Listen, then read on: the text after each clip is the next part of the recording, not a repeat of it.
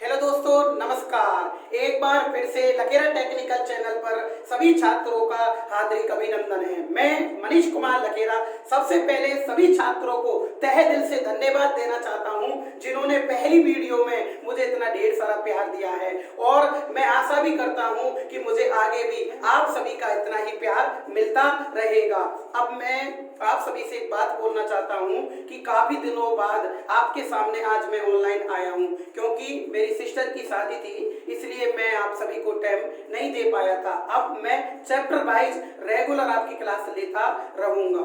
आज मैं सबसे पहले आपको एक चैप्टर के बारे में इंट्रोडक्शन देना चाहता हूं और इस चैप्टर के बारे में आज आपका मैं बेस भी क्लियर करूंगा। आप देखना कि अलग कुछ है या नहीं है। अब मैं यार आपको प्रतिरोध किसे कहते हैं, करंट किसे कहते हैं, वोल्टेज किसे कहते हैं, पावर किसे कहते हैं, इलेक्ट्रॉन किसे कहते हैं, प्रोटॉन किसे कहते हैं, न्यूट्रॉन किसे कहते हैं, अगर इन चीजों के बारे में बताऊं तो मेरी क्वालिटी का आपको पता नहीं लगेगा। मैं सबसे पहले उस चीज को बताना चाहता हूं जो चीज सभी छात्रों को सबसे कठिन लगती है, कम समझ में आती है, बेस क्लियर नहीं हो पाता है। इसलिए मेरी जो इच्छा है आप सभी को बताने की वो है मशीन चैप्टर। मशीन एक ऐसा चैप्टर है जो लड़कों को सबसे कम समझ में आता है। क्यों? कारण क्या है इसका मेन कारण यही होता है कि उनका बेस क्लियर नहीं होता। वे सभी स्टूडेंट ऊपर से उन मशीन के क्वेश्चनों को रटते हैं जिससे वो क्लियर नहीं हो पाते हैं। आज मैं आपको एक चैप्टर मशीन का पढ़ाऊंगा। आप सभी छात्र पूरी वीडियो देख के जाएं, पूरा एक एक वर्ड समझे। अगर मैं वादा करता हूं यदि आपके समझ में नहीं आए, अगर आपका बेस क्लियर नहीं हो तो नेक्स्ट वीडियो आप मेरी मत देखना। आज सबसे पहले मैं आपको एक फर्स्ट चैप्टर के बारे में बताना चाहता हूं और वो चैप्टर है आपका 3 फेज इंडक्शन मोटर। अच्छे से देखना, अगर आपको कुछ मैं अलग नहीं बताऊं तो मैं बार बार एक ही बात बोल रहा हूं कि मेरी नेक्स्ट वीडियो आप बिल्कुल भी मत देखना।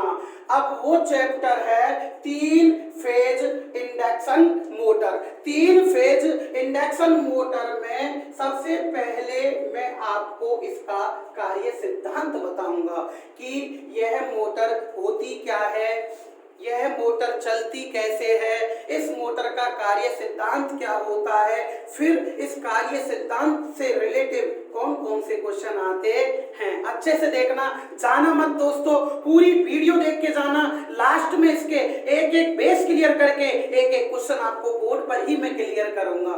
तो बेटा जो मोटर है इसका नाम होता है 3 फेज इंडक्शन मोटर।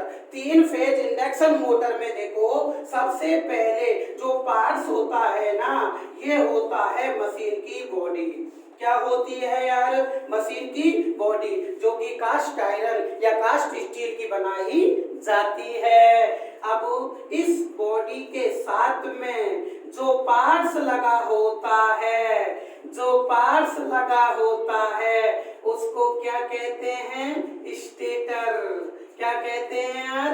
स्टेटर। तो देखो इस मोटर में सबसे पहले बॉडी होती है कास्ट आयरन या कास्ट स्टील की बनी होती है।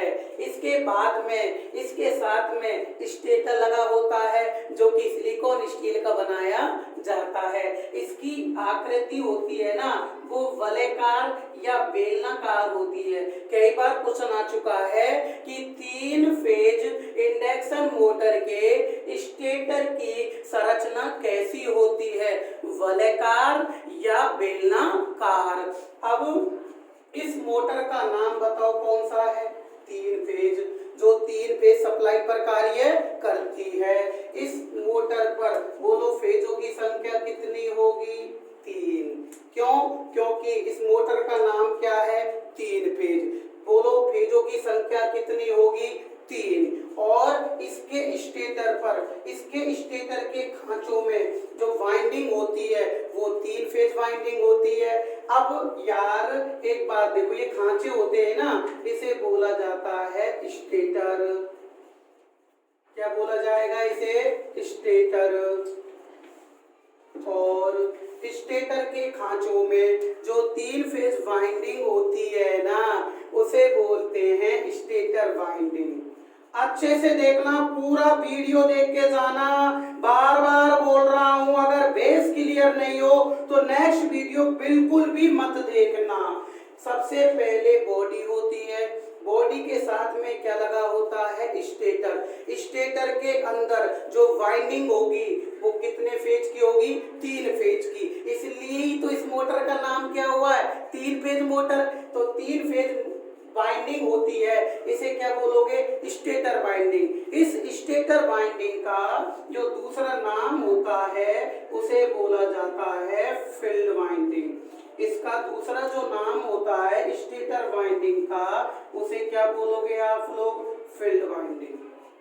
अब जो स्टेटर वाइंडिंग होती है, आपको पता है बेटा कि मोटर को हमें हमेशा सीधी दिशा में घुमाना है, सीधी दिशा में यानी कि घड़ी की दिशा में घुमाना है। अब घड़ी ऐसे ही तो चलती है, देखो किधर, 12, 1, 2, 3 ऐसे सीधी दिशा में चलती है ना, तो मोटर को भी हमें सीधी दिशा में घुमाना है।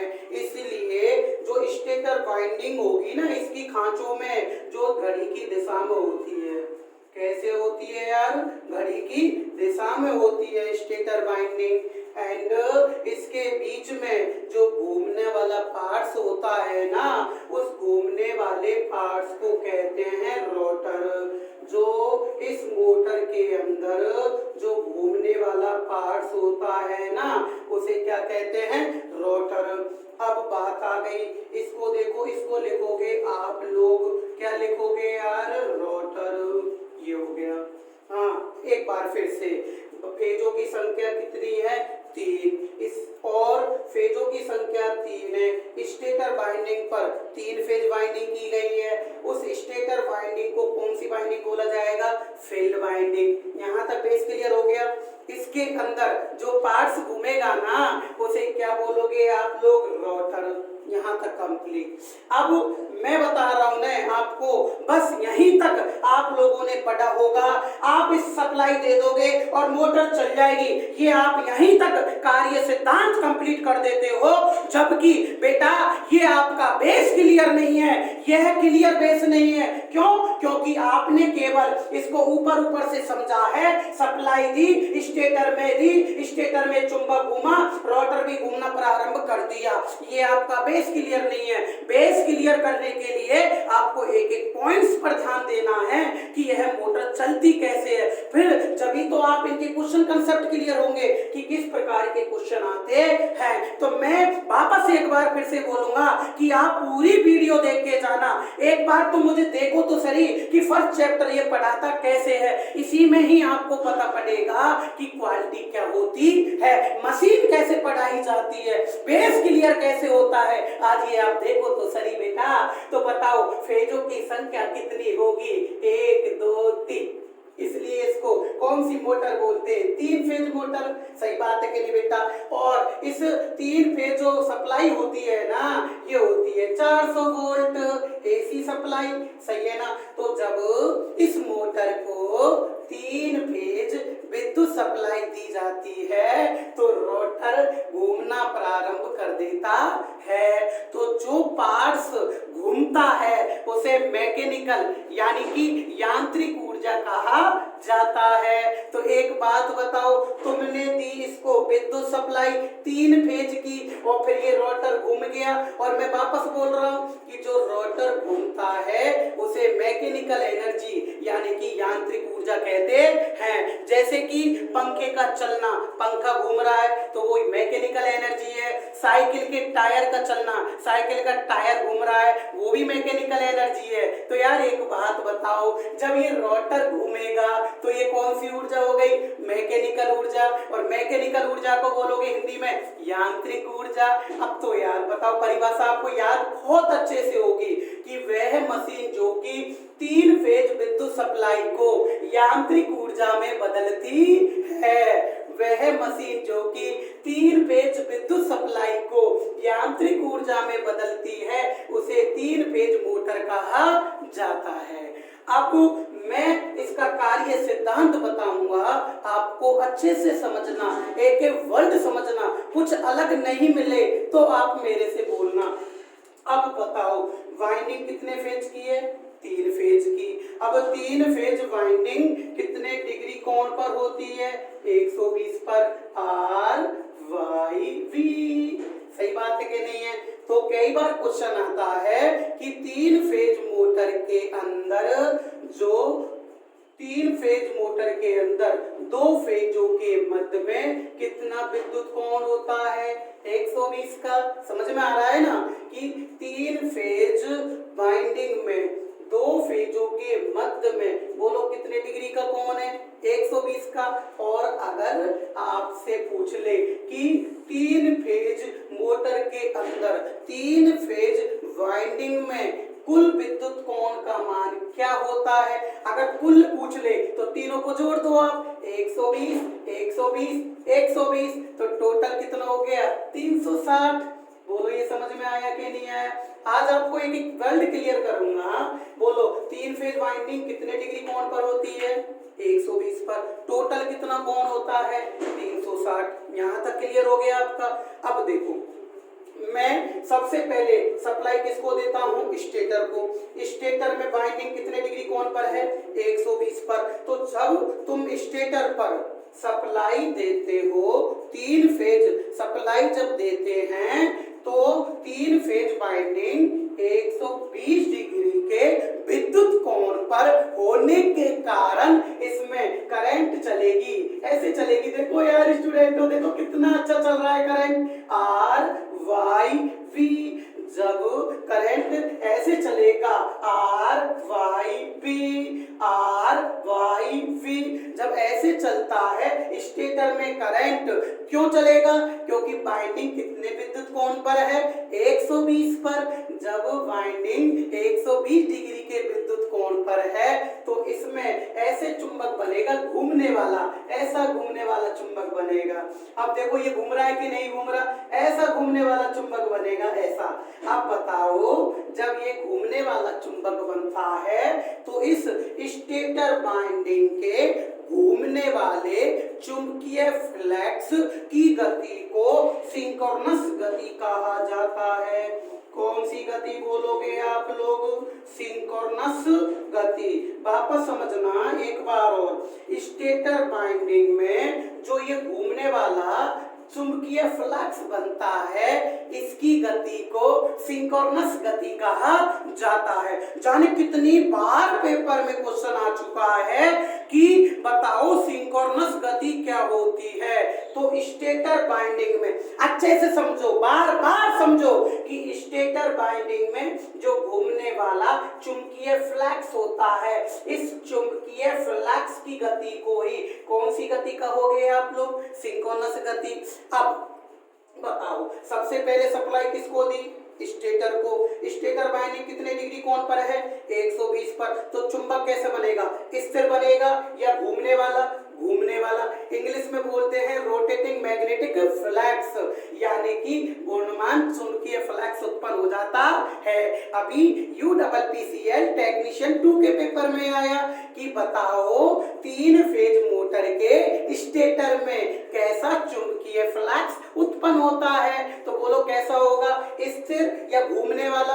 घूमने वाला चुंबकीय फ्लक्स। जब यह घूमने वाला चुंबकीय फ्लक्स उत्पन्न होता है तो बताओ यह चुंबकीय फ्लक्स रोटर्स के चालकों से टकराएगा कि नहीं टकराएगा?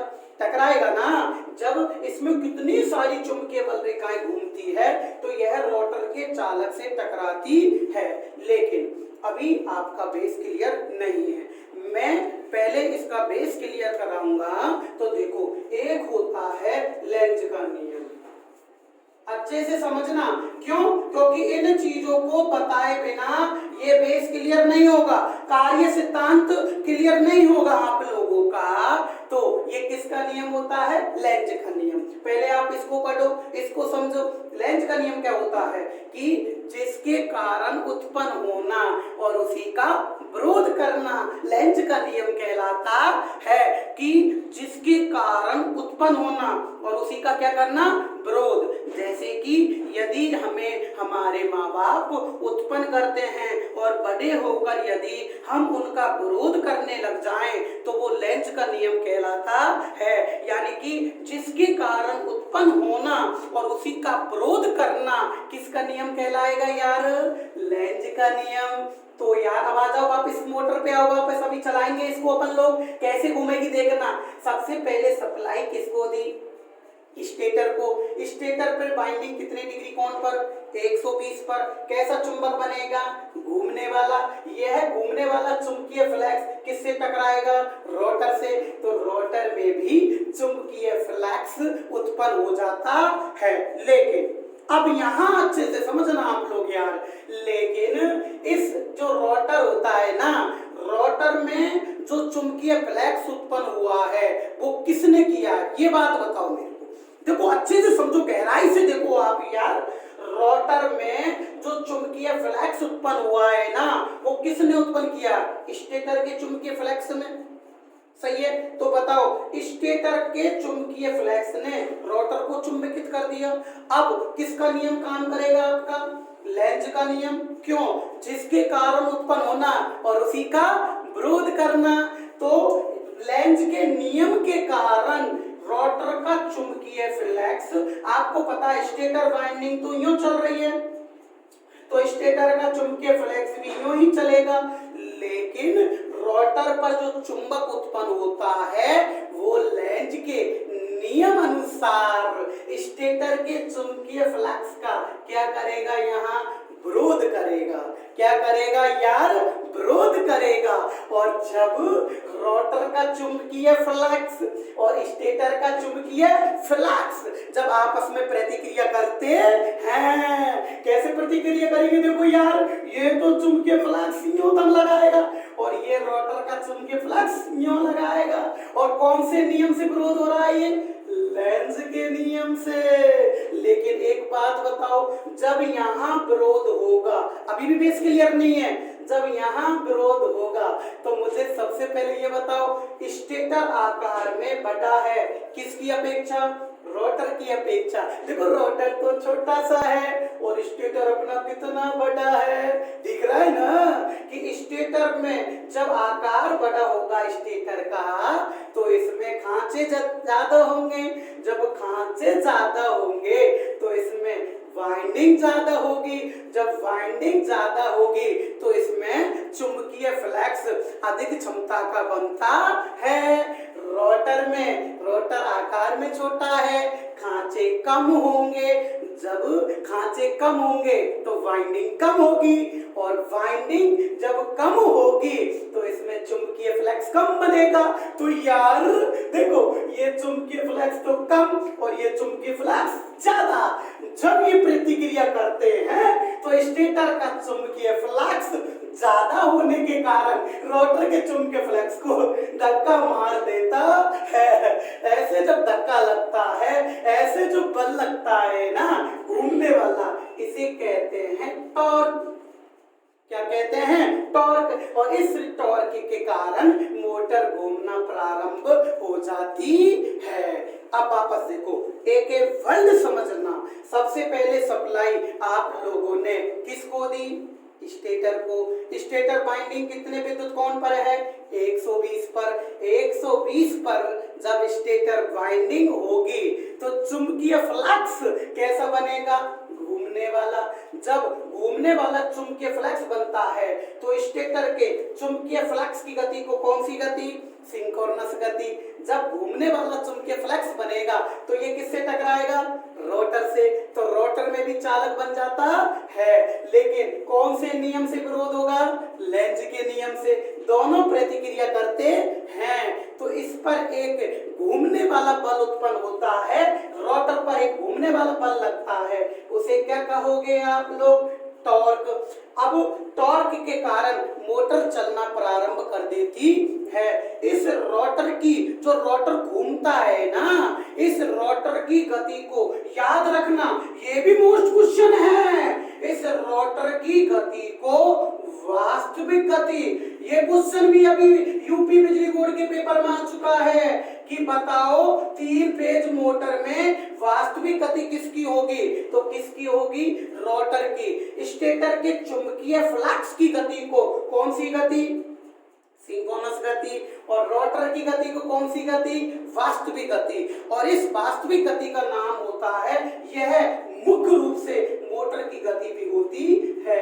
ये भी क्वेश्चन आ सकता है आपके पेपर में, बताओ 3 फेज मोटर की मुख्य गति किसे कहा जाता है? तो जो मुख्य गति होती है ना, वो रोटर की गति होती है। बोलो किसकी गति होगी यार? मोटर की गति होगी। तो बताओ सबसे पहले सप्लाई किसको दी? स्टेटर को। हाँ, स्टेटर में घूमने वाला चुंबक बना। घूमने वाला चुंबक क्यों बना है? क्योंकि वाइंडिंग कितने डिग्री कोण पर है? 120 पर। समझ में आ रहा है ना? अब घूमने वाला चुंबक बन गया। घूमने वाले चुंबक की गति को क्या कहते हैं? सिंक्रोनस गति। ये किससे टकराएगा? रोटर से। रोटर में भी चुंबकीय फ्लक्स उत्पन्न हो जाता है। अब बताओ, एक बात फिर बताओ यार, कि रोटर में जो चुंबक बना है वो किसने उत्पन्न किया है? स्टेटर के चुंबक ने।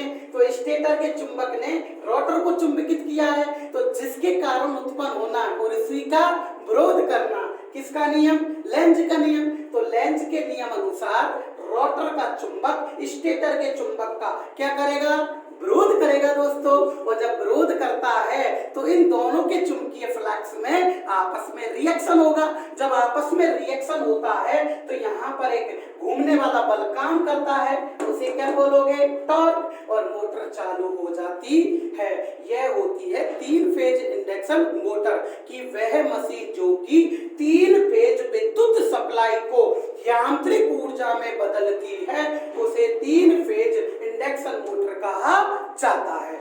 अब लोग क्या करते हैं, आपको भी पता होगा, मैं इसलिए तो बोल रहा हूं आपसे कि आप आज पूरी वीडियो देखकर जाना, और यदि आपको कुछ अलग नहीं मिले तो इस वीडियो को आगे आप मत देखना। जो भी नेक्स्ट वीडियो में डालता हूं बिल्कुल भी देखने की कोई जरूरत नहीं है आपको, अलग कुछ मैटर नहीं मिले।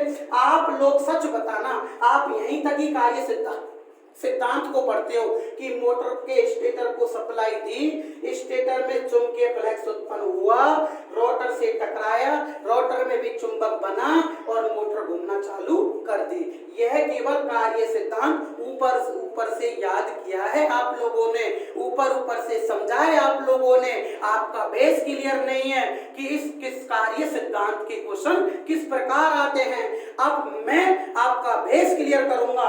अगर कार्य सिद्धांत आप लोग पढ़ रहे हो तो उन चीजों को अगर मैं आगे बताने वाला हूं, जो चीज आपको किसी ने आज तक नहीं बताई होगी, और उनको अगर बताते नहीं है तो आपका बेस क्लियर नहीं होता है। जब भी तो कहता हूं मैं कि आप जो भी पढ़ रहे हो वो केवल ऊपर से पढ़ रहे हो। तो देखो मैं बताता हूं आज आपको कि यार एक मोटर के बारे में भी सुना होगा, सुना है ना आपने? सभी मोटरों के बारे में सुना है, सभी जानकारी रखते हो आप लोग, और वो मोटर है डीसी मोटर। देखना अच्छे से, कौन सी मोटर है वो? DC motor. आपका बेस यहीं क्लियर होगा आज। देखना, कुछ अलग चीज नहीं मिले तो बोल देना यार, मैं यहीं तो हूं। अब ये होती है डीसी मोटर। देखो भाई, ये डीसी मोटर होती है ना। कौन सी मोटर होती है यार? DC motor. ये आपकी डीसी मोटर में ये चुंबक के ध्रुव होते हैं। चुंबक के ध्रुवों पर जो बाइंडिंग होती है उसे फील्ड बाइंडिंग कहा जाता है। ये देखो, ये फील्ड बाइंडिंग हो गई स्टेटर के चुंबकीय ध्रुवों पर। ये आपकी फील्ड बाइंडिंग हो गई स्टेटर के चुंबकीय ध्रुवों पर। ये कौन सी बाइंडिंग हो गई यार? फील्ड बाइंडिंग हो गई। अब इसके बाद में आपको मैं इस मोटर का कार्य सिद्धांत देखना आप लोग।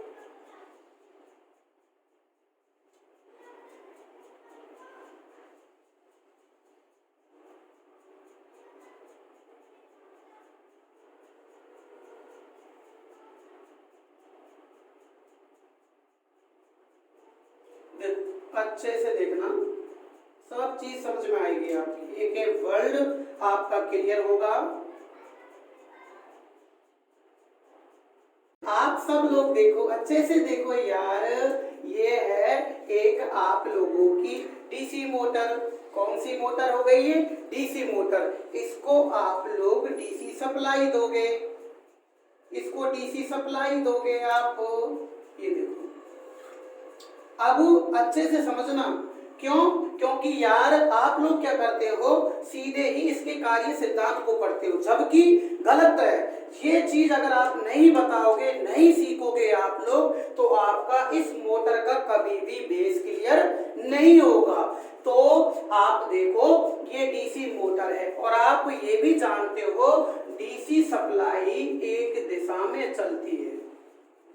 ये तो आप जानते हो ना, डीसी सप्लाई एक दिशा में चलती है, इसे बोलते हैं एक दिशीय सप्लाई।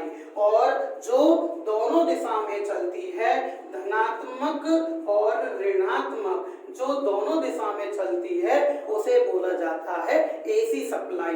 अब आप देखो, स्टेटर की फील्ड वाइंडिंग पर आपने डीसी सप्लाई दी, और डीसी सप्लाई अब दी आपने, तो करंट यहां से चली और इस फील्ड वाइंडिंग में आ गई।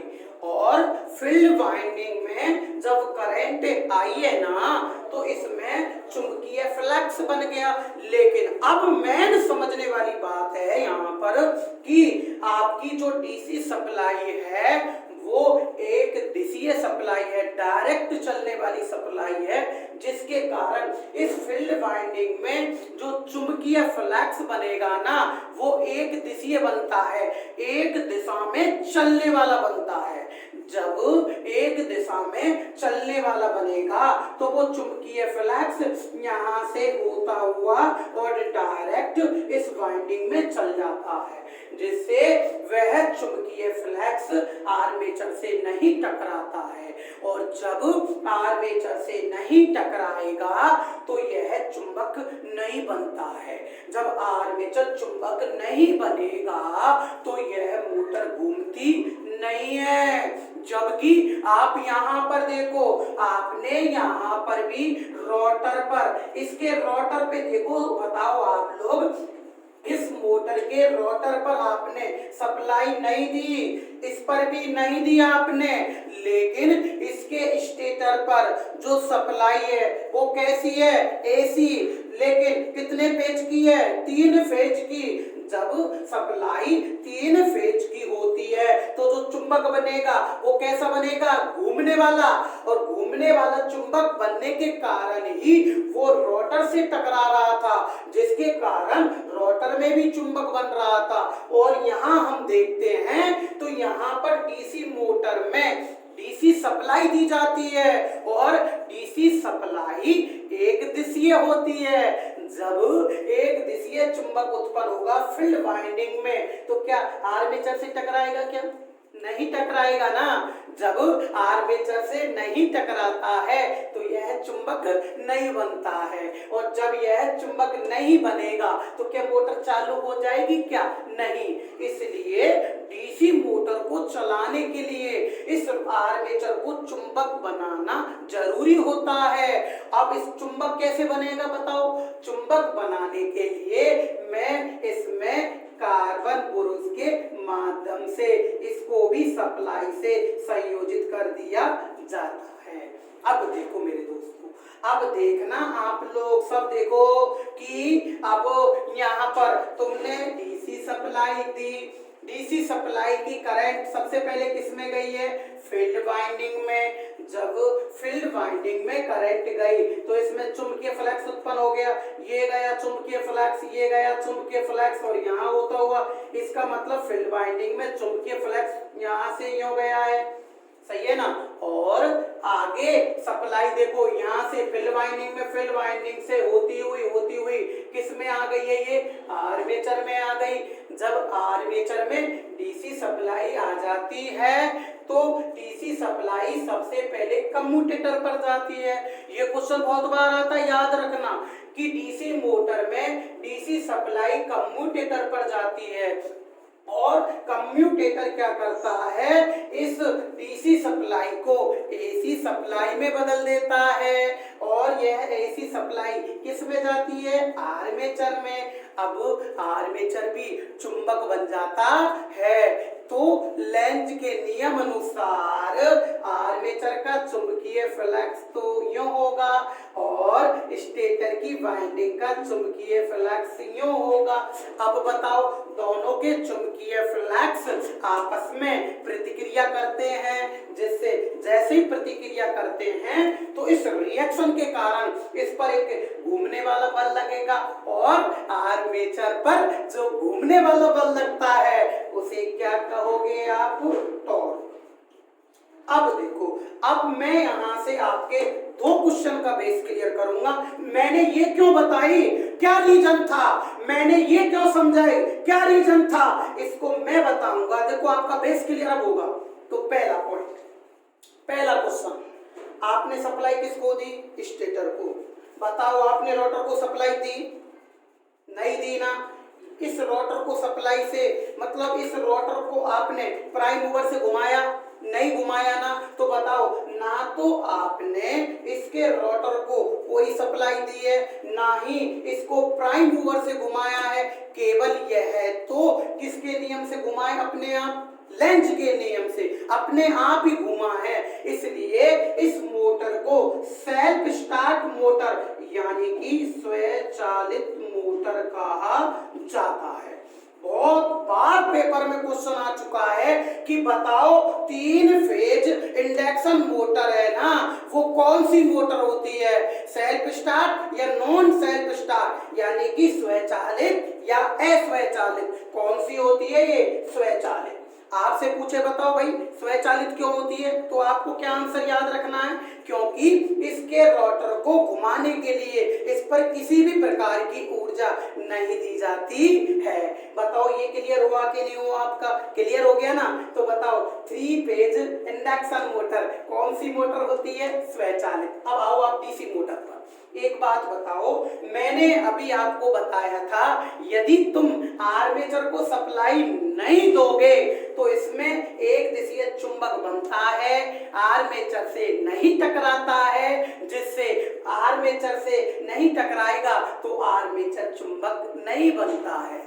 जब आर्मेचर चुंबक नहीं बनेगा तो क्या मोटर चल जाएगी, क्या नहीं। तो इस मोटर को चलाने के लिए आर्मेचर पर भी चुंबक बनना जरूरी होता है। जब आर्मेचर पर चुंबक बनाएंगे तो कैसे बनाएंगे बताओ आप लोग, तो हम इसको भी डीसी सप्लाई प्रदान कर देते हैं। डीसी सप्लाई दी है ना आप लोगों ने इसमें, तो याद रखना डीसी सप्लाई आपने प्रदान तो की है, लेकिन आर्मेचर पे तो एसी जाएगी। एसी क्यों जाएगी, सबसे इंपॉर्टेंट क्वेश्चन है, आपसे कहीं पूछ ले, बताओ डीसी मोटर के आर्मेचर पर कौन सी सप्लाई प्रदान होती है, तो वहां आप डीसी मत कर देना। डीसी सप्लाई यहाँ पर कार्बन ब्रश तक आती है, बस कार्बन ब्रश के बाद में कम्यूटेटर लगा होता है और कम्यूटेटर इस डीसी सप्लाई को एसी में बदलता है। इसलिए आर्मेचर पर कौन सी सप्लाई आई है, एसी सप्लाई आई है। तो यार इस मोटर को घुमाने के लिए तुमने आर्मेचर पर विद्युत ऊर्जा प्रदान की है, इसलिए इस मोटर को अस्वचालित मोटर कहते हैं।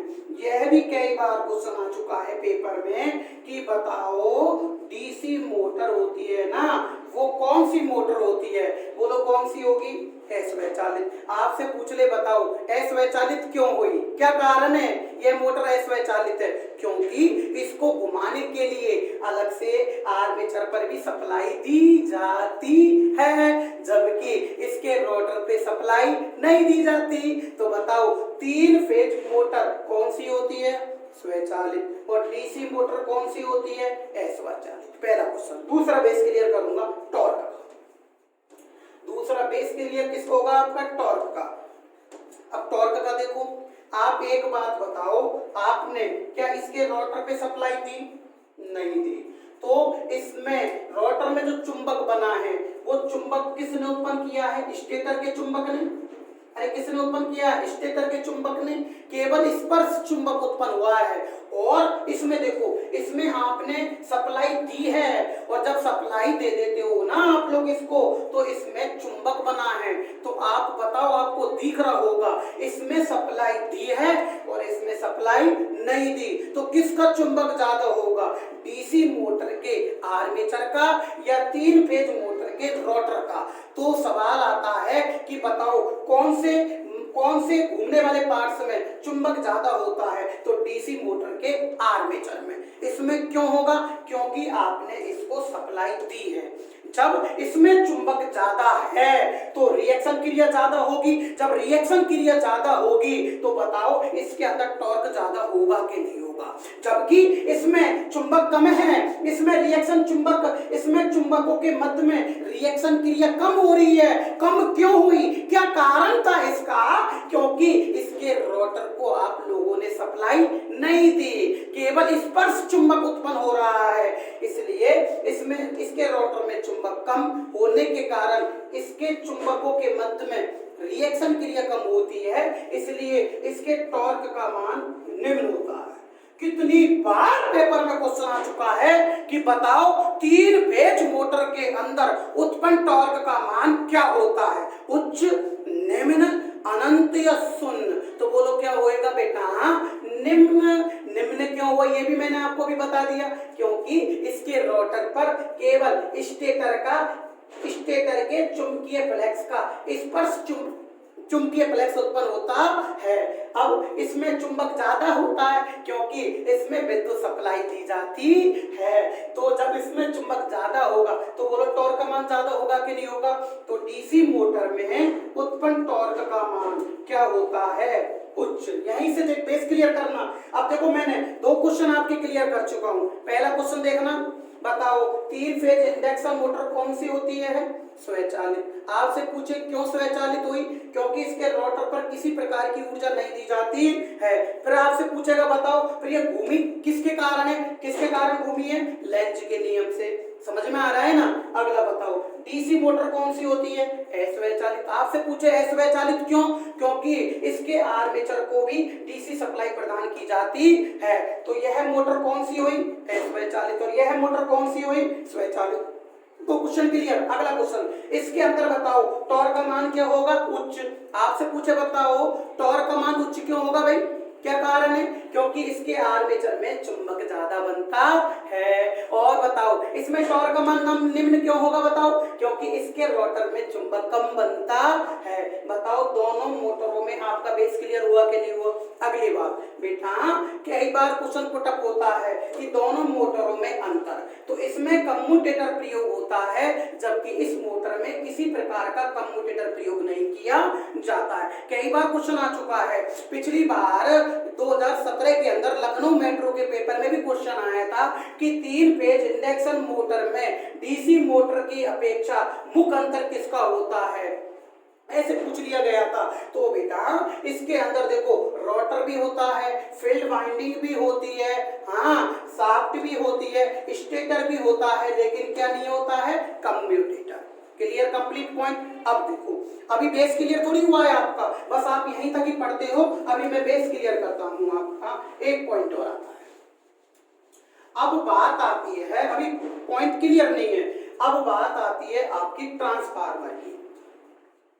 जो पॉइंट इसके रिलेटिव होते हैं वो ही बेस क्लियर कराते हैं, उनको ही आपको समझना होगा, जब जाके बेस क्लियर होगा। ये ट्रांसफार्मर है, ये ट्रांसफार्मर की कोर है। इस कोर की कितनी भुजाएं हैं? 2। अब इस पर एक साइड बाइंडिंग मैं ये कर देता हूं, सही है ना? समझ में आ रहा है ना आपके? और एक साइड बाइंडिंग ये कर देते हैं। हाँ, यहां तक समझ में आया आपके? तो देखो अब तुम्हें ये भी पता है ना कि जिस बाइंडिंग को विद्युत सप्लाई प्रदान की जाती है उसे बोलते हैं प्राइमरी बाइंडिंग। तो ये जो बाइंडिंग होगी ये कौन सी होगी? प्राइमरी। क्यों? क्योंकि इसको विद्युत सप्लाई प्रदान की जाती है। और यह बाइंडिंग कौन सी होगी? Secondary binding. ये सेकेंडरी बाइंडिंग क्यों हुई? क्योंकि इस पर लोड लगाया जाता है। ये सेकेंडरी बाइंडिंग होगी जिस पर लोड लगेगा। तो एक बात बताओ, आप सबसे पहले सप्लाई किसको दोगे? प्राइमरी बाइंडिंग को। इधर सप्लाई किसको दोगे? स्टेटर को। प्राइमरी बाइंडिंग में चुंबकीय फ्लक्स उत्पन्न हो जाता है, यहाँ सप्लाई किसको दोगे? स्टेटर बाइंडिंग को। तो स्टेटर बाइंडिंग में भी चुंबकीय फ्लक्स उत्पन्न हो जाता है। अब बताओ, यह चुंबकीय फ्लक्स बढ़ बढ़कर किससे टकराएगा? सेकेंडरी बाइंडिंग से टकराता है। और यहाँ चुंबकीय फ्लक्स बढ़ बढ़कर किससे टकराएगा? रोटर से टकराता है। यहाँ पर सेकेंडरी बाइंडिंग चुंबक बन जाती है, यहाँ पर रोटर चुंबक बन जाता है। बोलो समझ में आया कि नहीं? तो कई बार क्वेश्चन पेपर में आ चुका है कि बताओ 3 फेज इंडक्शन मोटर का कार्य सिद्धांत कौन सी मशीन के समान होता है? तो बोलो किसके समान होगा? ट्रांसफार्मर। कई बार क्वेश्चन आ चुका है। एक बार और समझो, सप्लाई किसको दी? स्टेटर को। इधर किसको दी? प्राइमरी बाइंडिंग को। स्टेटर में क्या उत्पन्न हो गया? चुंबकीय फ्लक्स। इसमें क्या उत्पन्न हो गया? चुंबकीय फ्लक्स। किससे टकराया? रोटर से। ये किससे टकराया? सेकेंडरी से। तो बताओ 3 फेज इंडक्शन मोटर का कार्य सिद्धांत है वो किसके समान होगा यार? ट्रांसफार्मर के समान होता है। ये बात अब यहां तक आपने रट लिया, लेकिन अब इसके अंदर जो लॉजिक क्वेश्चन आता है, जो कंपटीशन लेवल का होता है, वो क्या है? जो अभी 2018 के अंदर लाइनमैन के पेपर में भी क्वेश्चन आ चुका है, जो राजस्थान बोर्ड से लगा था। हाँ, इसका भी क्वेश्चन आ चुका है। और कैसा क्वेश्चन है यार? एक बात बताओ, सप्लाई यहाँ पर आप स्टेटर को दे रहे हो। जब स्टेटर को आप लोग सप्लाई दे रहे हो तो याद रखना स्टेटर को प्राइमरी कहा जाएगा। जिस पार्ट्स को सप्लाई देते हैं उसे प्राइमरी कहा जाता है। कई बार क्वेश्चन आ सकता है, आ भी सकता है, आपके पूछ भी सकता है कि बताओ इंडक्शन मोटर में प्राइमरी किसको कहते हैं? तो सप्लाई किसको दे रहे हो आप लोग? स्टेटर को। जब सप्लाई स्टेटर को देते हो तो स्टेटर को क्या बोलोगे आप लोग? प्राइमरी। और इसका चुंबक किससे टकराएगा? रोटर से। तो रोटर को क्या बोलोगे आप लोग? सेकेंडरी। बोलो आपके यहां तक समझ में आया कि नहीं आया? तो 3 फेज मोटर में प्राइमरी किसको बोलोगे? स्टेटर को। और सेकेंडरी किसको बोलोगे? रोटर को। यहां तक क्लियर हो गया? अब यार एक बात बताओ आप लोग मेरे को, स्टेटर के खांचों में बाइंडिंग है। अगर बाइंडिंग के तार तुम ओपन रख देते हो, खुला रख देते हो आप, बिल्कुल खुला, तो बताओ इसमें चुंबक बन सकता है क्या? और जब इसमें चुंबक नहीं बनेगा तो क्या घूम सकता है कि रोटर? इसलिए इसमें चुंबक बनाने के लिए इन बाइंडिंग को हम आपस में शॉर्ट सर्किट करते हैं, रोटर की बाइंडिंग को। अब रोटर को क्या बोलोगे आप लोग? सेकेंडरी। इसका मतलब ट्रांसफार्मर की सेकेंडरी को भी आप लोड लगाकर शॉर्ट सर्किट कर दो। ये लोड लगाकर शॉर्ट सर्किट कर दिया आपने। तो कई बार क्वेश्चन पुटअप हो जाता है कि बताओ इंडक्शन मोटर होती है ना, 3 फेज इंडक्शन मोटर, वो ट्रांसफार्मर के साथ किस प्रकार समानता रखती है? तो इसकी सेकेंडरी जो रोटर होता है वो भी शॉर्ट सर्किट होती है और इसकी सेकेंडरी भी क्या रखी जाती है? Short circuit. तो ये क्वेश्चन राजस्थान बिजली विभाग के पेपर में आया था कि बताओ 3 फेज इंडक्शन मोटर ट्रांसफार्मर के समान किस प्रकार होती है? सेकेंडरी खुला परिपथ, सेकेंडरी शॉर्ट सर्किट, प्राइमरी खुला परिपथ, प्राइमरी शॉर्ट सर्किट। तो बताओ कौन शॉर्ट सर्किट होगा? सेकेंडरी शॉर्ट सर्किट होगा। अगर तुम इसके रोटर को शॉर्ट सर्किट नहीं करोगे, खुला परिपथ कर दोगे, तो क्या इसमें चुंबक बन सकता है क्या? नहीं बनेगा ना। तो बताओ आप लोग बताइएगा कि इसकी संरचना कार्य सिद्धांत है वो ट्रांसफार्मर के समान होता है, लेकिन कौन सी बाइंडिंग शॉर्ट सर्किट होगी? प्राइमरी या सेकेंडरी? सेकेंडरी। तो इसमें सेकेंडरी कौन होता है? रोटर। तो इसकी रोटर यानी कि सेकेंडरी शॉर्ट सर्किट होती है। अब बताओ यहां तक आपका बेस क्लियर हो गया ना? समझ में आ रहा है ना? अब मैं इसके क्वेश्चन बताऊंगा, एक एक बेस क्लियर करूंगा, आप देखना आपके सब कुछ समझ में आएगा। तो देखो अब बताओ, एक बार और वापस थोड़ा सा कार्य सिद्धांत बता देता हूं ना। सबसे पहले सप्लाई किसको दी? स्टेटर को।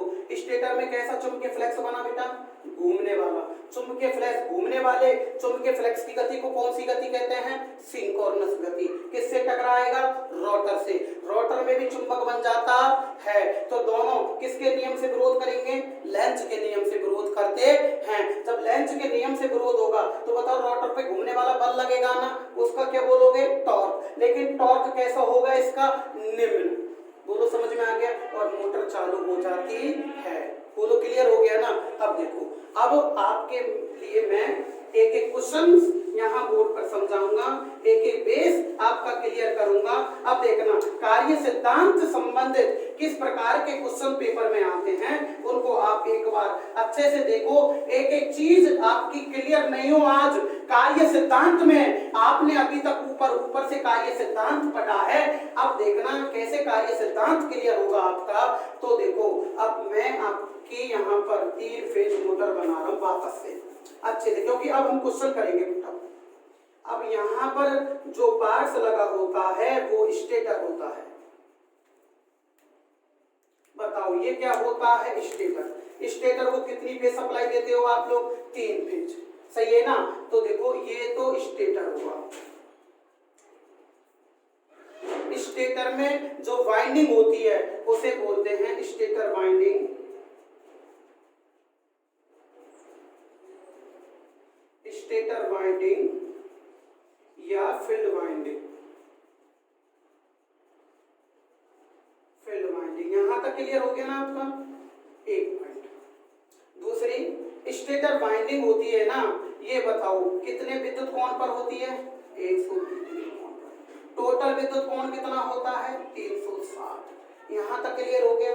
अगला क्वेश्चन पुट कि इसमें स्टेटर वाइंडिंग में जो चुंबकीय फ्लक्स होता है, स्टेटर वाइंडिंग में जो चुंबकीय फ्लक्स होता है, इसकी गति को कौन सी गति बोलोगे आप लोग? सिंक्रोनस गति।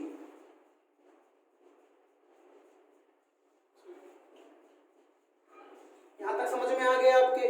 अब बताओ स्टेटर वाइंडिंग में जो चुंबकीय फ्लक्स होता है उसकी गति को कौन सी गति बोलोगे आप लोग? सिंक्रोनस गति। अब इसके अंदर आओ, अब ये रोटर है, जो रोटर घूमता है, सही है ना, जो रोटर घूमता है वो रोटर घूमता है, इस रोटर की गति को कौन सी गति कहा जाएगा? वास्तविक गति। पहले समझ लो आप लोग, वास्तविक गति। यहां तक समझ में आ गया ना। लेकिन जो रोटर घूमता है वो कौन से नियम से घुमा है? ये लेंज के नियम से। ये क्वेश्चन भी आता है, लेंज के नियम से। यहां तक समझ में आ गया। स्टेटर वाइंडिंग में जो चुंबकीय फ्लक्स उत्पन्न हुआ है वो कौन सा चुंबकीय फ्लक्स उत्पन्न हुआ है? रोटेटिंग। मैं आपको भी बता रहा था ना, स्टेटर के चुंबकीय फ्लक्स की जो गति होती है वो कौन सी गति? सिंक्रोनस गति। स्टेटर में जो चुंबकीय फ्लक्स उत्पन्न होता है वो रोटेटिंग फ्लक्स उत्पन्न होता है, सही है। यहाँ तक क्लियर हो गया आपका। अब बताओ जो 3 फेज वाइंडिंग होती है ना, वो कितनी सप्लाई होती है? वो कितने वोल्ट की होती है? 400 वोल्ट या 415 वोल्ट होती है ना। और वो कौन सी सप्लाई होती है? एसी। अगला क्वेश्चन, स्टेटर होता है ना, स्टेटर, इसको क्या बोलोगे आप लोग? प्राइमरी। देखो कार्य सिद्धांत के सारे क्वेश्चन क्लियर होंगे अब। ये प्राइमरी। रोटर होता है ना, इसको क्या बोलोगे आप लोग? सेकेंडरी। ये सेकेंडरी हो गया। यहां तक क्लियर हो गया। अब जो इस मोटर का कार्य सिद्धांत है ना, वो ट्रांसफार्मर के समान होता है। ट्रांसफार्मर के, लेकिन कैसे ट्रांसफार्मर के? इसकी सेकेंडरी क्या होनी चाहिए? Short circuit.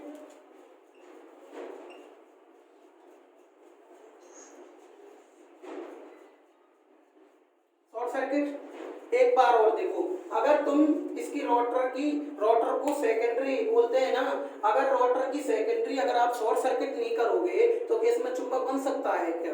तो इसका कार्य सिद्धांत है वो समान तो किसके होता है? ट्रांसफार्मर के। लेकिन कैसे समान होता है? सेकेंडरी क्या होनी चाहिए? इसकी शॉर्ट सर्किट होनी चाहिए। तो देखो अब ये मैं क्वेश्चन समझा चुका हूं, समझा रहा हूं और आगे बताऊंगा। तो पहला बोलो आप, सप्लाई सबसे पहले किसको दी जाती है? स्टेटर को। कितने वोल्ट की? 400 वोल्ट की। कौन सी सप्लाई? एसी। कितने फेज की है? 3 फेज की। पहला क्वेश्चन। दूसरा, स्टेटर में जो चुंबकीय फ्लक्स उत्पन्न होगा वो कौन सा होगा? रोटेटिंग चुंबकीय फ्लक्स, रोटेटिंग चुंबकीय फ्लक्स की गति को कौन सी गति, सिंक्रोनस गति। स्टेटर पे जो वाइंडिंग होती है उसे कौन सी वाइंडिंग कहते हैं, फील्ड वाइंडिंग। कितने विद्युत कोण पर होती है, 120 पर। दो फेजों के मध्य 120 डिग्री का कोण होगा और टोटल विद्युत कोण कितना होगा, 360 होगा। कितना होगा, 360 होगा। स्टेटर को क्या बोलोगे आप लोग, प्राइमरी। क्यों बोलते प्राइमरी, क्योंकि इसको सप्लाई सबसे पहले दी जाती है। जिसको सबसे पहले सप्लाई दी जाती है उसे फर्स्ट बार यानी कि उसको प्राइमरी कहा जाता है। प्राथमिक, हिंदी में प्राथमिक यानी कि फर्स्ट बार, तो स्टेटर को प्राथमिक कहा जाएगा और रोटर को क्या बोलोगे आप, सेकेंडरी कहोगे। तो बताओ, और रोटर की गति को कौन सी गति बोलोगे, वास्तविक गति। और ये किसके नियम से चलेगा, लेंज के नियम से। तो 8, 7, 8 जो क्वेश्चन क्लियर हुए आपके कार्य सिद्धांत के, ये आपके यहाँ पर क्लियर हो चुके हैं ना, एक एक चीज समझ में आई है ना। अब देखो इसके अलावा और लॉजिक क्वेश्चन कौन से हैं जो पेपर में आते हैं, किस प्रकार पेपर में सेट होते हैं, ये देखो आप लोग। अब जो क्वेश्चन है नेक्स्ट, कि आपको एक बार और बता दूं मेरे को, ये कई बार क्वेश्चन आता है पेपर के अंदर कि आपने सबसे पहले सप्लाई स्टेटर को दी है। किसको दी है यार, स्टेटर को। स्टेटर को सप्लाई दी, ये क्वेश्चन आने कितनी बार पेपर में आ चुका है कि सप्लाई सबसे पहले किसको दी, स्टेटर में। स्टेटर में चुंबकीय फ्लक्स घूमने वाला उत्पन्न हो गया। अब ये पहले चल रहा है चुंबकीय फ्लक्स। इस चुंबकीय फ्लक्स की गति को कौन सी गति कहते हैं, सिंक्रोनस गति। अब ये तो रटा ही आ गया होगा, कितनी बार बोल दिया यार कि स्टेटर के चुंबकीय फ्लक्स की गति को कौन सी गति, सिंक्रोनस गति। जब ये चुंबक बना, जब ये चुंबकीय फ्लक्स घूमा, फिर ये रोटर से टकराया, फिर रोटर में चुंबक बना, जब जाके रोटर घूमता है, इसका मतलब होता है कि इस रोटर की गति हमेशा स्टेटर के चुंबकीय फ्लक्स से कम होती है। ये जाने कितनी बार पेपर में क्वेश्चन आ चुका है कि बताओ 3 फेज प्रेरण मोटर में रोटर की गति क्या होती है, इसकी गति क्या होती है। दिल्ली मेट्रो 16 के पेपर में भी आ गया ये क्वेश्चन, कई बार पेपरों में क्वेश्चन आ चुका है कि इस रोटर की गति क्या होती है। तो इस रोटर की गति हमेशा स्टेटर के चुंबकीय फ्लक्स की गति यानी सिंक्रोनस गति से रोटर की गति हमेशा कम होती है। बोलो किसकी गति कम होगी, रोटर की गति। अब बताओ एक बार और देखो, सबसे पहले सप्लाई किसको दी, स्टेटर को। स्टेटर में चुंबकीय फ्लक्स उत्पन्न हो जाता है। अब चुंबकीय फ्लक्स तो पहले बन गया, घूमने लग गया, फिर ये रोटर से टकराएगा, फिर जाकर रोटर घूमेगा। तो हमेशा 3 फेज इंडक्शन मोटर में जो रोटर की गति है ना, वो गति सिंक्रोनस गति से कम होती है, यानी सिंक्रोनस गति से कम गति पे चलता है। इसलिए इस प्रकार की मोटर को एसिंक्रोनस मोटर भी कहते हैं, एसिंक्रोनस मोटर। ये क्वेश्चन लोको पायलट 2018 के पेपर में आया था कि बताओ एसिंक्रोनस मोटर कौन सी होती है। तो एसिंक्रोनस मोटर होती है, वो होती है 3 फेज इंडक्शन मोटर। आपसे पूछे बताओ ये एसिंक्रोनस मोटर क्यों होती है, क्या बोलते हैं इसको, एसिंक्रोनस मोटर। तो आपको उनसे बोलना है कि इसके रोटर की गति स्टेटर के चुंबकीय फ्लक्स यानी कि सिंक्रोनस गति से कम गति पर चलती है। रोटर की गति स्टेटर के चुंबकीय फ्लक्स यानी कि सिंक्रोनस गति से कम गति पर चलती है, इसलिए इसको कौन सी मोटर कहोगे आप लोग, एसिंक्रोनस मोटर। बोलो समझ में आया कि नहीं? अब यहाँ से 2 क्वेश्चन और सेट कर दिए मैंने। तो देखो पहला कि बताओ इसके रोटर की गति क्या होगी, सिंक्रोनस गति से क्या चलेगा, कम। आपसे पूछे भाई कम क्यों चलेगा, क्योंकि पहले इसको स्टेटर को सप्लाई देते हैं, स्टेटर में चुंबक पहले घूमता है, बाद में रोटर घूमता है, तो इसकी गति कम होने के कारण इसको कौन सी मोटर बोलोगे, एसिंक्रोनस मोटर कहा जाता है। अब देखो आप लोग अच्छे से देखना, इस मोटर के नाम तो देखो आप लोग कितने नाम आते हैं, ये क्वेश्चन भी याद रखना आप। रोटर की गति को कौन सी गति बोलोगे आप लोग, वास्तविक गति। अब मैं कार्य सिद्धांत समझा रहा हूं, इसके क्वेश्चन बता रहा हूं। आज कोई सी भी बुक हो, कोई सा भी टेक्निकल एग्जाम का पेपर हो, कार्य सिद्धांत रिलेटिव कोई सा भी क्वेश्चन चेक करना, अगर आपको सेम टू सेम नहीं मिले तो इस अगली मेरी नेक्स्ट वीडियो को आप बिल्कुल भी मत देखना।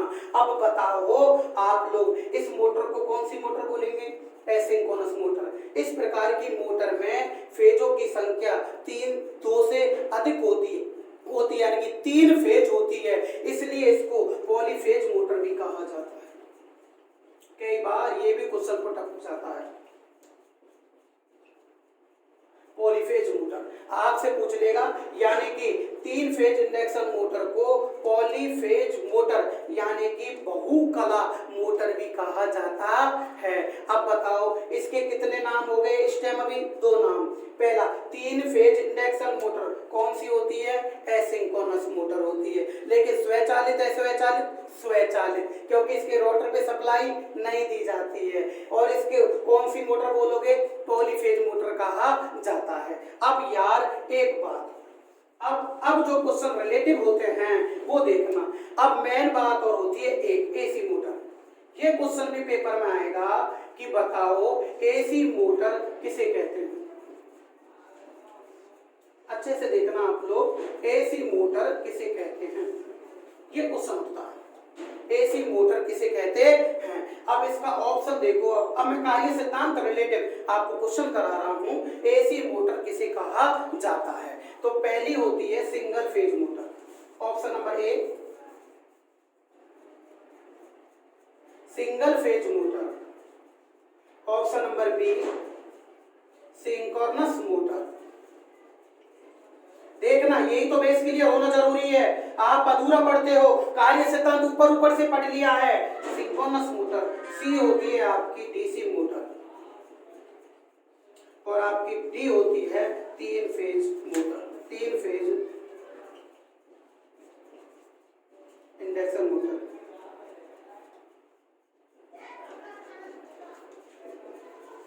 इंडक्शन मोटर ये होती है।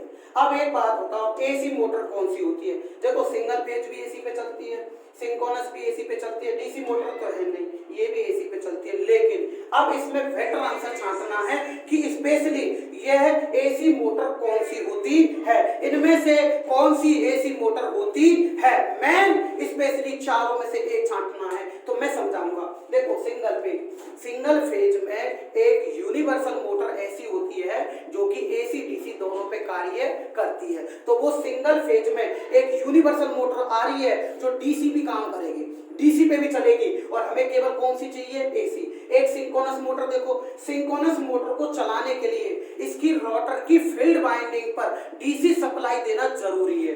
तो इसकी रोटर की फील्ड वाइंडिंग पर डीसी सप्लाई देंगे, ये भी पूर्णतः एसी नहीं हुई। क्यों? क्योंकि इसके रोटर की फील्ड वाइंडिंग पर भी डीसी सप्लाई दी जाती है। ये डीसी मोटर तो डीसी सप्लाई पे चलती है। इंडक्शन मोटर, यहाँ इंडक्शन आ रहा है और यह केवल एसी सप्लाई पर कार्य करती है, इसलिए 3 फेज इंडक्शन मोटर ही मुख्य रूप से एसी मोटर कहलाती है। कई बार क्वेश्चन पेपर में आ चुका है कि बताओ आप लोग कि आपसे पूछ ले एसी मोटर मुख्य रूप से कौन सी होती है, तो ये जो एसी मोटर होती है ना, जो मुख्य रूप से होगी वो होगी, याद रखना आप लोग, 3 फेज इंडक्शन मोटर। अब बताओ इस 3 फेज इंडक्शन मोटर के 3 नाम बता दिए मैंने, 3 नाम याद रखना। पहला होता है पॉलीफेज मोटर, दूसरा होता है एसिंक्रोनस मोटर, और तीसरा होता है एसी मोटर। तो जो एसी मोटर होती है, केवल एसी मोटर होगी, वो कौन सी होती है? 3 फेज इंडक्शन मोटर। बताओ ये क्वेश्चन आपके क्लियर हुआ कि नहीं हुआ? तो आपसे पूछे बताओ एसी मोटर कौन सी होती है, तो कौन सी होगी? 3 फेज इंडक्शन मोटर। अब बताओ अगली बात आती है कि बताओ अब जो नेक्स्ट क्वेश्चन है कि 3 फेज इंडक्शन मोटर, एक क्वेश्चन को क्लियर कर रहा हूं मैं, मोटर कौन सी होती है, मोटर कौन सी होती है, अच्छे से देखना। 3 फेज इंडक्शन मोटर कौन सी मोटर होती है? तो देखो ऑप्शन नंबर ए, ये भी बहुत बार पेपर में आ चुका है, स्वचालित। बी अस्वचालित।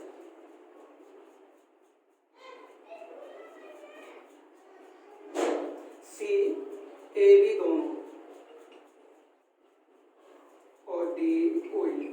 जी बताओ, 3 फेज इंडक्शन मोटर होती है ना, ये कौन सी मोटर होती है? तो बताओ ऑप्शन आपका कौन सा होगा? ए। कौन सी होगी? स्वचालित। आप मैंने कई बार अभी भी बताया था आपको, ये स्वचालित क्यों होती है? क्योंकि इसके रोटर को घुमाने के लिए इस पर किसी भी प्रकार की सप्लाई नहीं दी जाती है। तो बताओ 3 फेज इंडक्शन मोटर कौन सी मोटर होगी? स्वचालित है स्वचालित? बोलो कौन सी होगी यार? स्वचालित मोटर। अब यहां तक तो लड़के सही कर देते हैं, यहां तक तो लड़के रट लेते हैं। अब जो लॉजिक क्वेश्चन आता है पेपर में कि बताओ 3 फेज इंडक्शन मोटर कौन सी होती है, जब इसके ऑप्शन चेंज होते हैं ना कंपटीशन में और लड़के बोलते हैं कि सर हमें समझ में नहीं आया, सर हमसे गलती हो गई। यार बेसिक क्लियर नहीं तो गलती होनी है ना। अब देखो आप लोग, स्वचालित मोटर, स्वचालित है स्वचालित। अभी तक ऑप्शन में कौन सा सही है? स्वचालित। अब बेटा सी आएगा आपका, निम्न टॉर्क के साथ स्वचालित।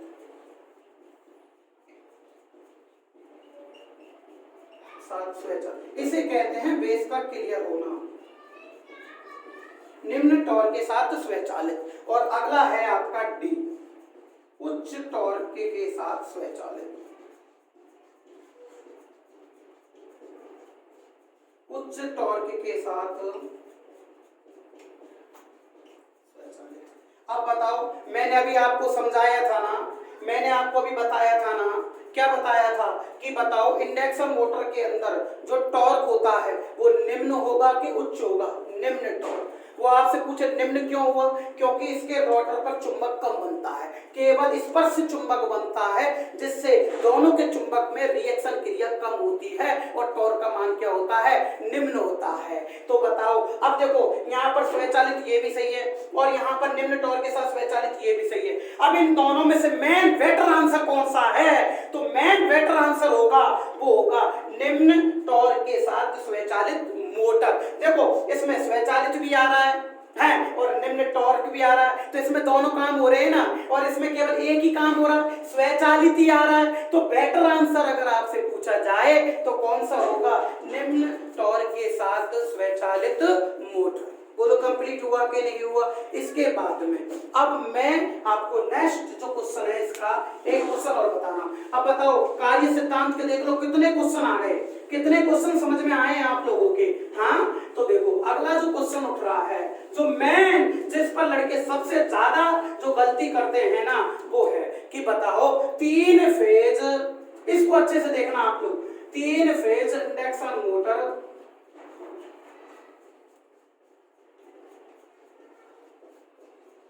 किसके सिद्धांत पर कार्य करती है?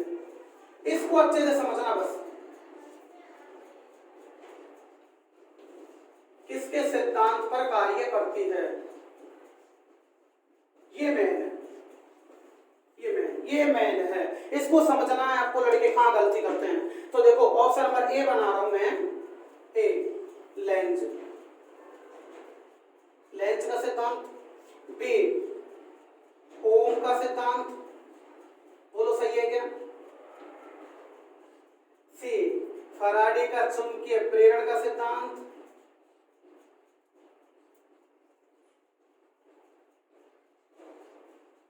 चुंबकीय प्रेरण का सिद्धांत, यहां तक सही है ना? और सी आएगा, डी आएगा अन्योन प्रेरण का सिद्धांत, यानी म्यूचुअल इंडक्शन,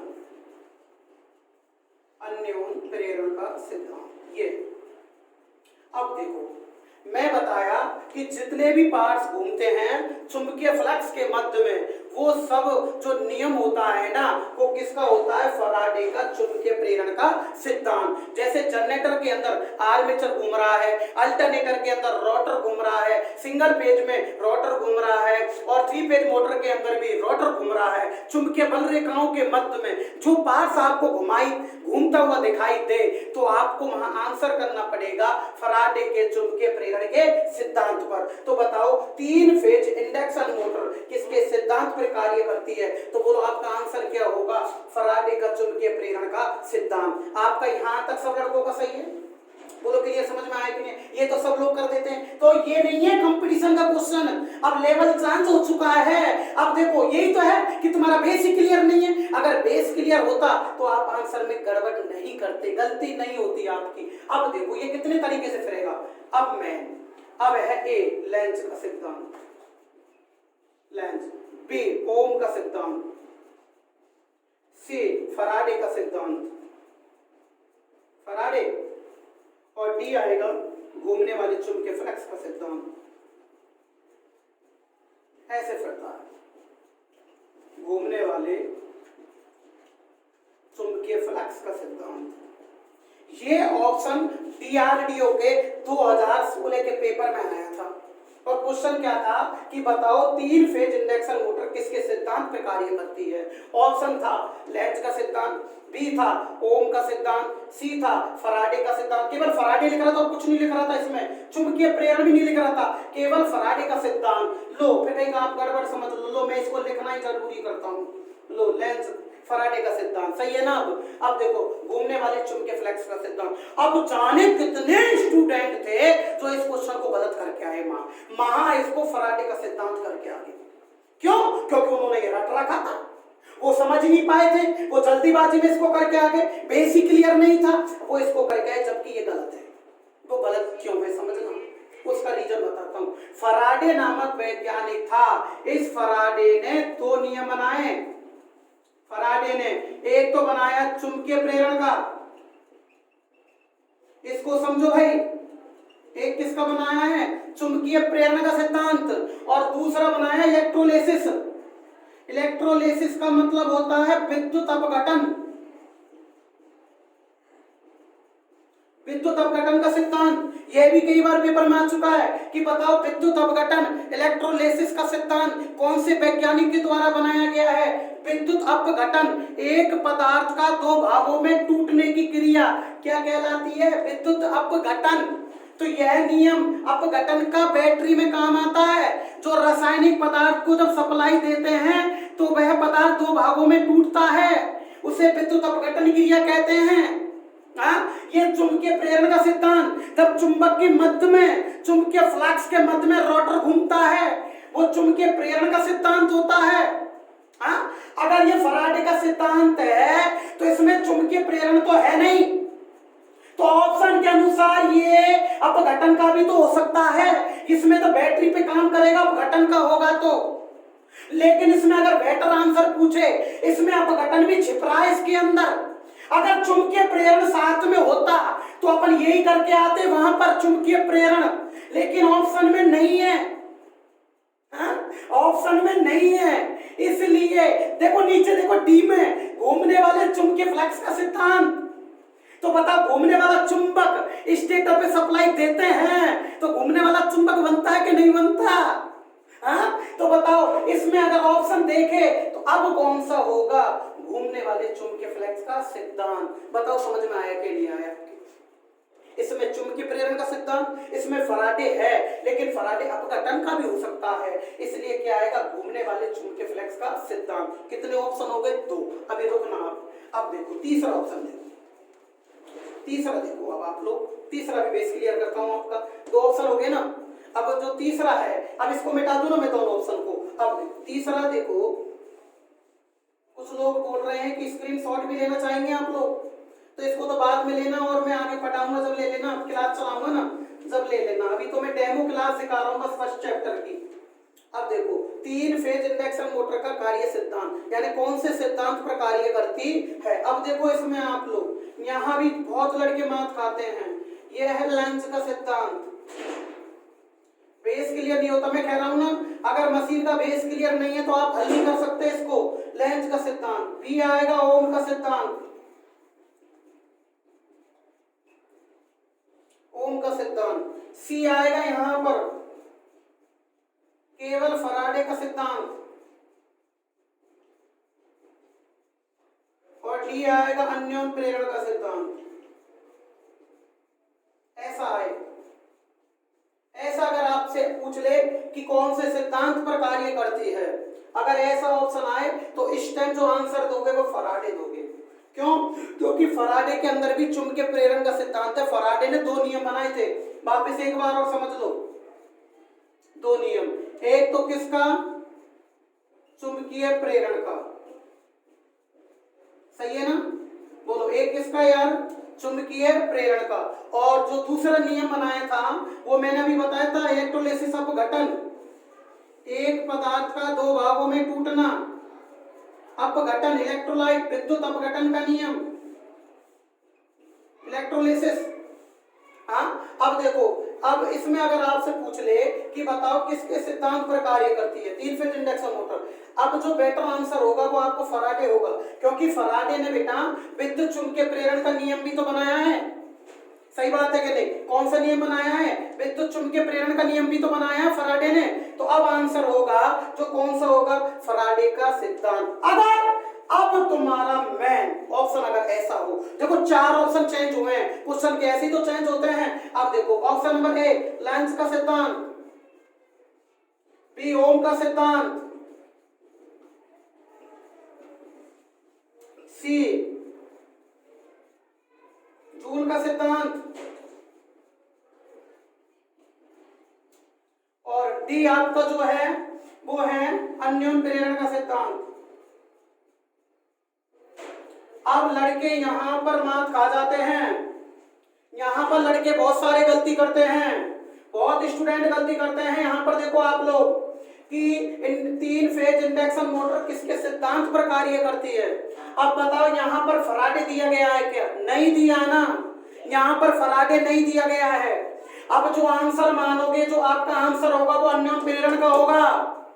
इसमें लड़के बहुत ज्यादा गलती करते आते हैं, गलती बहुत ज्यादा स्टूडेंट गलती करते हैं। इसमें लेंस को कर जाते हैं, वो सोचते हैं ये तो ट्रांसफार्मर का है, लेकिन मैंने अभी लोग आप सभी को स्टूडेंट को पढ़ाया था बेटा, पढ़ाया था कि तीन फेज इंडक्शन मोटर का कार्य सिद्धांत ट्रांसफार्मर के समान होता है।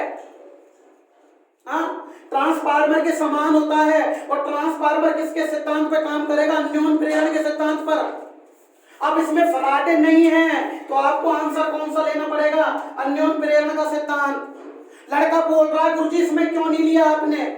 मैंने यूं नहीं लिया क्योंकि यहाँ पर फराडे था, और फराडे विद्युत चुंबकीय प्रेरण के सिद्धांत पर काम करता है। इसमें आर्मेचर घूमता है जब चुंबकीय प्रेरण का नियम होता है, तो इसमें बेटर आंसर फराडे है। अगर फराडे ऑप्शन में नहीं है तो क्या करना पड़ेगा आपको? अन्योन। और अन्योन क्यों किया है आप बताओ? क्योंकि तीन फेज इंडक्शन मोटर का कार्य सिद्धांत होता है ना, वो ट्रांसफार्मर के समान होता है। बताओ आपकी ये चीज समझ में आई कि नहीं आई? आज बोलो क्लियर हुआ कि नहीं हुआ? तो एक बार और मैं आपसे रिक्वेस्ट करूंगा कि आप इस वीडियो को अधिक से अधिक लाइक करो यार, शेयर करो, सब्सक्राइब करवाओ मेरे को यार, जितने ज्यादा हो सके, ताकि मेरे को मोटिवेशन मिले और मैं आपको अधिक से अधिक वीडियो और डालकर समझा सकूं यार।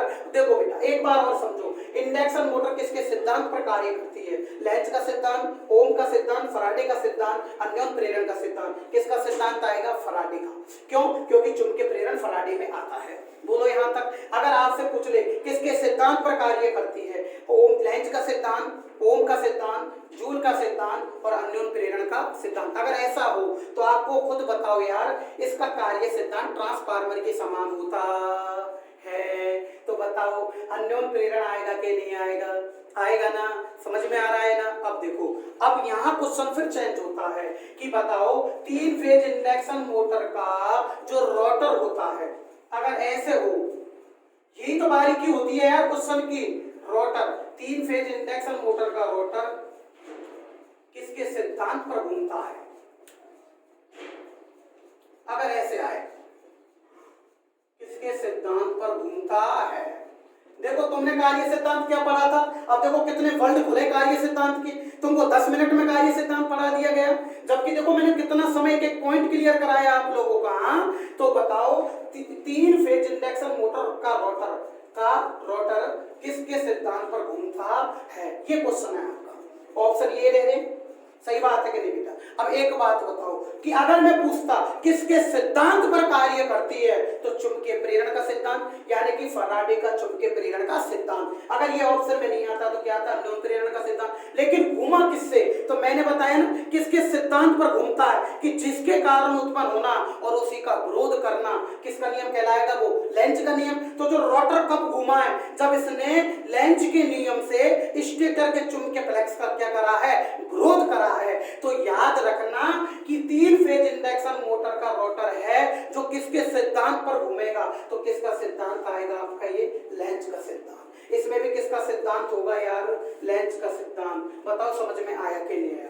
बोलो क्लियर हुआ कि नहीं हुआ? तो यार अब देखो, मैं अब सारी चीजों को मैं पढ़ा चुका हूं, आपको कार्य सिद्धांत के सारे क्वेश्चन मैं पुटअप कर रहा हूं, धीरे धीरे एक बेस क्लियर कर रहा हूं, एक एक पॉइंट समझते चलना, ऐसे क्लियर थोड़ी होती है मोटर। अगला जो क्वेश्चन आते हैं, अगला है ये देखो, ये 3 फेज इंडक्शन मोटर है, ये स्टेटर है ना, ये क्या होता है? स्टेटर। अगर आपसे पूछ ले कि 3 फेज लाइन, क्या बेटा 3 फेज लाइन के टर्मिनलों की पहचान क्या होती है? ये राजस्थान लाइनमैन के पेपर में भी आया था कि 3 फेज लाइन के टर्मिनलों की जो पहचान होती है ना, ये होते हैं L1, L2 और L3। इनकी पहचान क्या होती है? L1, L2, L3। इनको ध्यान रखना। अगर लाइन पूछ दे, लाइन आ जाए अगर क्वेश्चन में कि 3 फेज टर्मिनलों में लाइन के मतलब 3 फेज लाइन में टर्मिनलों की क्या पहचान होती है, लाइन अगर बोल दे तो L1, L2, L3। और अगर पूछ ले कि मोटर, अगर मोटर पूछ ले कि मोटर के 3 फेजों की पहचान क्या होती है, ये भी क्वेश्चन राजस्थान लाइनमैन में आ गया। मोटर के 3 फेजों की पहचान क्या होती है? तो ये होते हैं U1, V1 और W1। अगर आपसे पूछ ले कि 3 फेज का क्रम क्या होता है, अगर क्रम पूछ ले तो वो जो फेज का क्रम होता है वो होता है RYB। इसको बोलते हैं फेज क्रम। पूरा समझ में आया कि नहीं है? 3 फेज का क्रम पूछे तो RYB। अगर पूछे मोटर के फेजों की पहचान, मोटर के फेज तारों की जो पहचान पूछे तो ये होती है U1, V1, W1। अगर पूछे कि 3 फेज लाइन की पहचान, 3 फेज लाइन के टर्मिनलों की पहचान पूछ ले तो ये होता है L1, L2 और L3। तो अगर क्वेश्चन में अगर लाइन आए, क्या है लाइन, अच्छे से देखना, यही पॉइंट होते समझने वाले। अगर लाइन आए तो आपको करना है L1, L2, L3। अगर मोटर के फेज पूछे तो आपको करना है U1, V1, W1। अगर फेजों का क्रम पूछे तो आपको करना है RYB।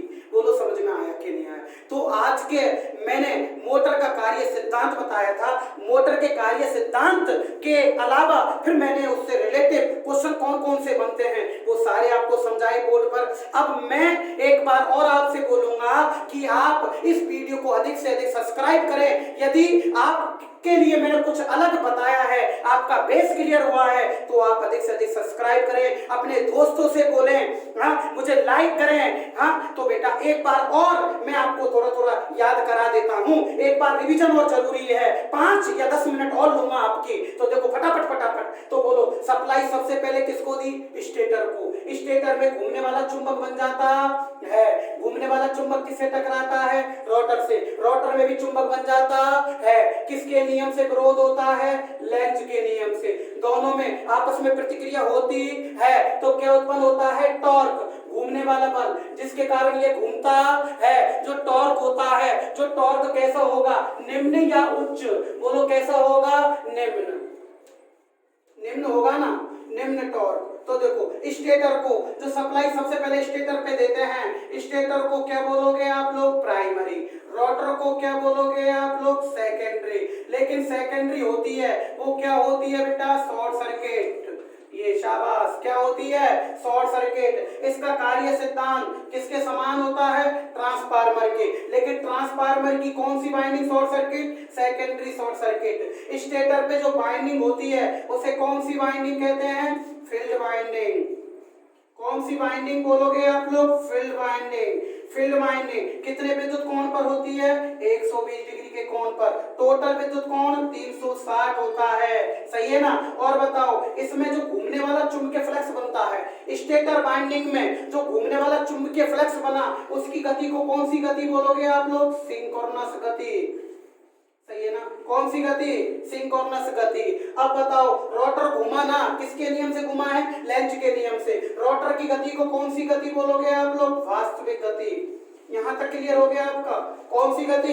वास्तविक गति। अब बताओ, सबसे पहले सप्लाई किसको दी? स्टेटर को। स्टेटर की वाइंडिंग में चुंबक बना, चुंबकीय फ्लक्स घुमा, फिर रोटर पे चुंबक टकराया, फिर रोटर घुमाए। इसका मतलब इसके रोटर की गति यानी वास्तविक गति हमेशा सिंक्रोनस गति से क्या होती है? कम। इसलिए इस प्रकार की मोटर को एसिंक्रोनस मोटर भी कहा जाता है। बोलो, यहां तक समझ में आया कि नहीं आया? कौन सी मोटर बेटा? Asynchronous motor. इस मोटर पर फेजों की संख्या 2 से अधिक होती है, इसलिए इसको पॉलीफेज मोटर भी कहा जाता है। बोलो, कौन सी मोटर बोलोगे? Polyphase motor. यह मोटर केवल एसी सप्लाई पर कार्य करती है, इसलिए इसको अगला तीसरा नाम होता है। इस मोटर को कौन सी मोटर बोलोगे? केवल एसी मोटर। बोलो, ये समझ में आया कि नहीं आया? समझ में आ रहा है ना? क्लियर। अगली जो क्वेश्चन पुटअप होता है, इसके अंदर टॉर्क का मान क्या होता है? निम्न। तो यह मोटर निम्न टॉर्क के, अब बताओ यार, यह मोटर निम्न टॉर्क के साथ क्या होती है? स्वचालित। स्वचालित क्यों हुई? क्योंकि इसके रोटर पे किसी प्रकार की सप्लाई नहीं दी जाती है। बोलो, क्लियर हो गया? कितने फेज पर काम करेगी? 3 पेज पर। 3 पेज की सप्लाई 400 वोल्ट से 415 वोल्ट। लेकिन कौन सी? एसी या डीसी? AC supply. बोलो, क्लियर हुआ कि नहीं हुआ? समझ में आया कि नहीं आया? Okay, bye, best of luck बेटा, गॉड ब्लेस यू। आज की क्लास यहीं ऑफ होती है। नेक्स्ट वीडियो में कुछ ही दिनों बाद आपके लिए लेकर आऊंगा। Bye, good.